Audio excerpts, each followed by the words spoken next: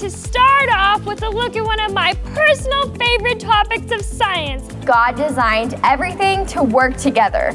How do you think he came up with the name tiger? Now this leads us to our first experiment of the day. Greetings and salutations, Kids Planet. We're excited to have you here back with us in the lab once again. We hope you came hungry to learn today because we're about to get our brains snacking as we start some new experiments. Maybe you'll even get a few hints as to what part of the creation story Bible Bob will be reading from next. Oh, I bet this is the part where Adam gets to name all the different animals. How do you think he came up with the name tiger? Like, what if he had just decided to call the tigers Ben instead? Intriguing questions. But you see, I'm afraid that we certainly aren't reading that part of the story today. So far, in what Bible Bob has read, God hadn't created animals yet, though perhaps that might change. Anyways, always with the clapping, intern! So, what I was going to say is that today we are going to start off with a look at one of my personal favorite topics of science, photosynthesis. Minion, you might want to turn the board around. No one wants to see that. Thank you.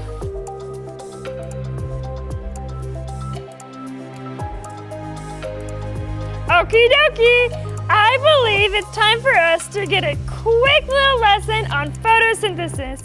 Intern! Would you like to do the honors? Would I? Yes. Would you? Oh, well, yes, of course. All right, perfect. Allow me to introduce a super short science session with the intern.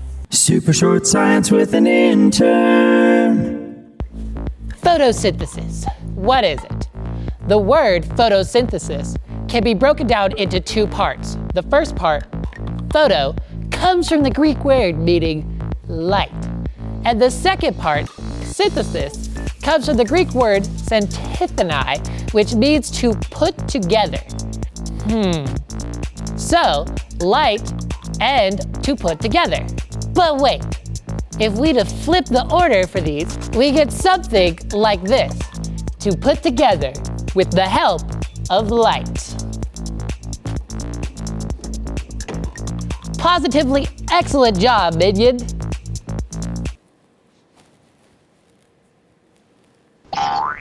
Every single plant we see, the trees in our neighborhood, the flowers in a garden, even the vegetables that we grow to eat, all of those use photosynthesis to make their own food.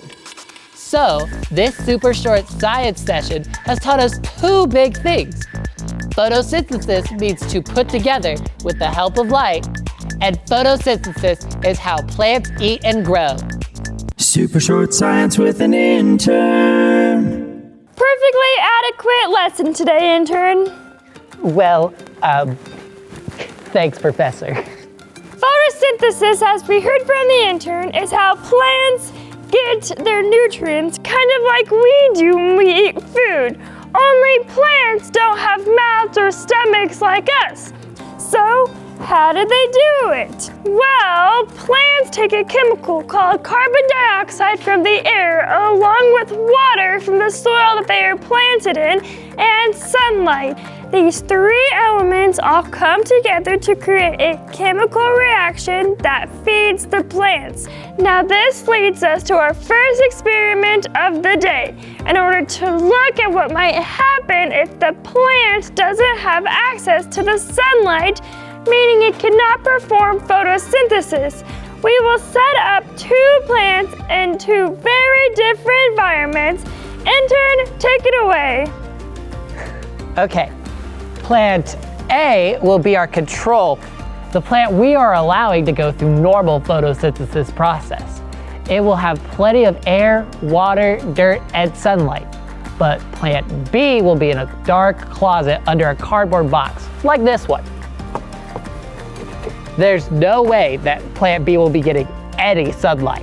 And that means that pretty soon we'll see what happens when a plant doesn't have photosynthesis. Sounds like it's time for us to hear from Bible Bob. We'll get these plants all set, then we will see you again in just a bit to talk more about them. Why, hello, Kids Planet. Today we'll be taking a look at the next part of the creation story. So let's not waste any time and get right to reading about what God does on day 3. Let's pick right up from where we left off with Genesis 1.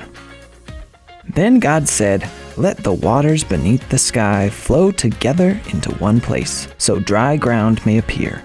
And that is what happened.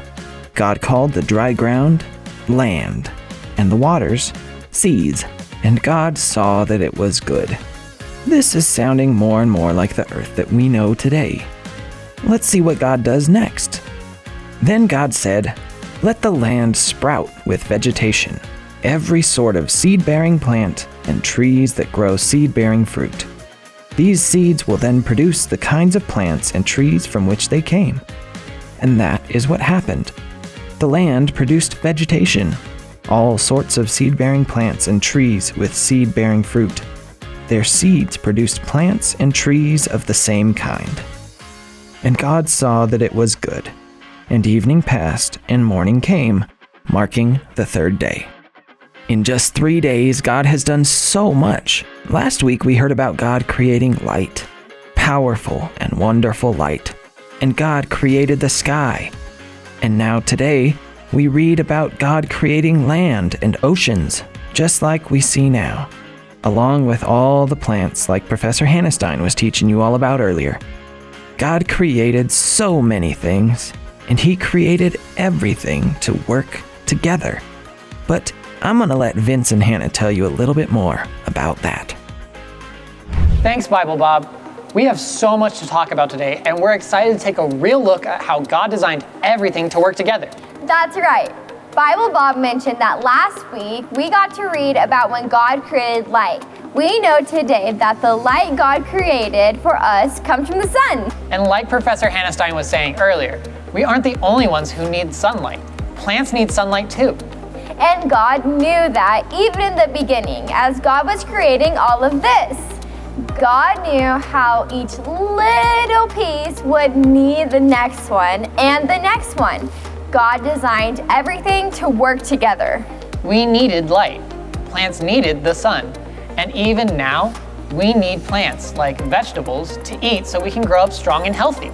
Remember when Professor Hannahstein mentioned that the chemical that plants need in the air is called carbon dioxide? Well, did you know that chemical is actually what we as humans release into the air every time we breathe out? So, when it's really cold outside and you can see your hot breath coming out of your mouth, it's actually you seeing carbon dioxide leave as you breathe. Cool, huh? And the chemical that we need from the air in order to breathe is oxygen. And guess where oxygen comes from? Plants during photosynthesis. Did someone say photosynthesis? Yes, they did. That was a rhetorical question, intern. Oh. Oops. All right, now I believe it's time for us to reveal what has happened with Plant A and Plant B. We tracked each of the plants for 2 weeks straight, and I have a presentation to show you. So, after 2 days, Plant A and Plant B looked like this. Now, after 5 days, the plants looked like this. And just after 2 weeks, here is what they looked like after that. Poor little Plant B. So, there you have it. Plants need sunlight. We need plants to live. Plants release oxygen to the air, which we need to survive. When we exhale, out goes the carbon dioxide that plants need. It all works together, just like God planned. Yes, intern? Yes, that's correct, intern. Excellent point. It is now time for us to look at another thing God planned. Did you mean to shut off the lights this time? Well, no, but actually, let's just leave them off for just a moment. Minions, bring the supplies out for our next experiment, please! Are you alright? Oh, intern, turn the lights now, would you?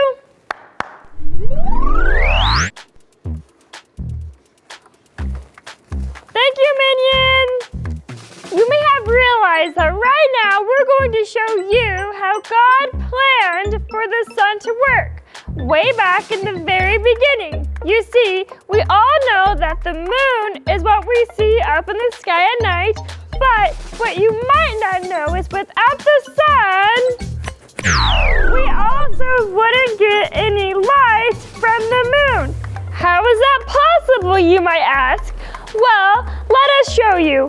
Intern, please turn your flashlight on, which will act like the light from our example sun for this, and please shine your flashlight right here on what we are going to pretend is the moon. So, a moment ago, without the light, we weren't able to see the moon through the darkness, but with light reflecting from the sun, now it shows up. Pretty neat, isn't it? And God made all that happen. God sure is an amazing creator, isn't he? But now I'm getting ahead of myself. That's all intern I have for you kids today. Let's go back to Bible Bob to hear this section of verses. Thank you, Professor. We are picking up where we left off. The sun had set on day 3. So let's see what God has in store for day 4. Then God said, "Let lights appear in the sky to separate the day from the night." Maybe that could be the stars. Let's see. Let them be signs to mark the seasons, days, and years. Let these lights in the sky shine down on the earth. Wow, God created everything in the sky to do so much for us. And that is what happened. God made 2 great lights, the larger one to govern the day, and the smaller one to govern the night. That must be the sun and the moon. He also made the stars. God set these lights in the sky to light the earth, to govern the day and night, and to separate the light from the darkness. And God saw that it was good. And evening passed, and morning came, marking the 4th day. God sure made a lot happen over days 3 and 4. Let's see what Hannah and Vince have to say about all this. Well, you might have noticed our change in scenery from before. This is called an observatory, and you might recognize this piece of equipment right here, the telescope. This is one of the only kinds of places where we're able to see a lot more things way up in the sky than our eyes can see on their own. And there's so much more that we can learn about everything way out there in space. In fact, there's a lot that we still can't see, even with the help of the telescope like this one. God created the sun, the moon, and all the stars, and he did all of that to help us. Just like the Bible said, to light up the earth, to help us tell day from night, and to separate light from darkness.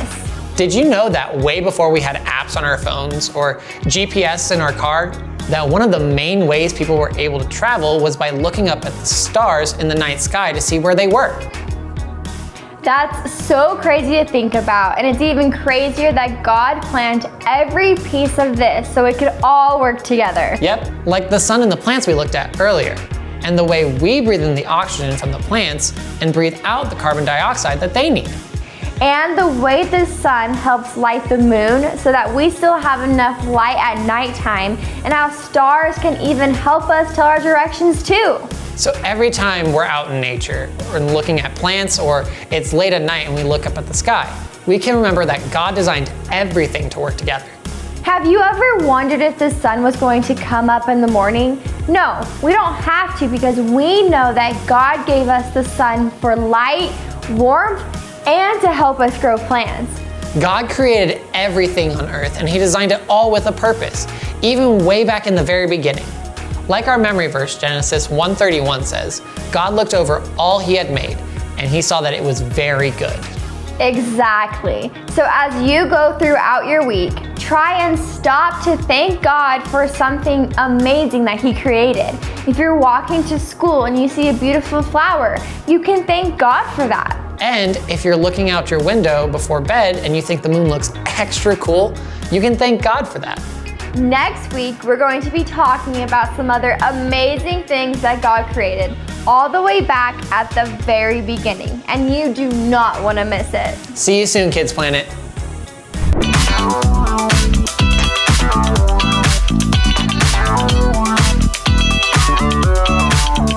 Super short science with an intern.